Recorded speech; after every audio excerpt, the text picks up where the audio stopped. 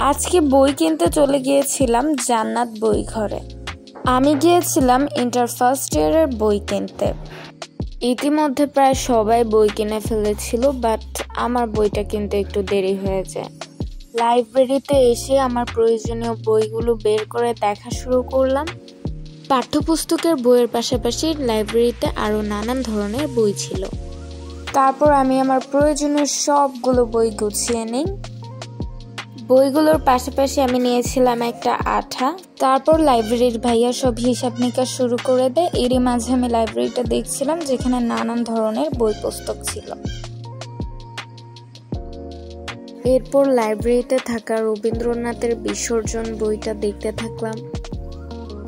লাইব্রেরিতে নানান জিনিসপত্রের পাশাপাশি ছিল কাগজ, কলম এবং বিভিন্ন প্রয়োজনীয় জিনিসপত্র। এছাড়া ছিল গ্রামাটিক্যাল বই এবং বিভিন্ন রঙের বক্স।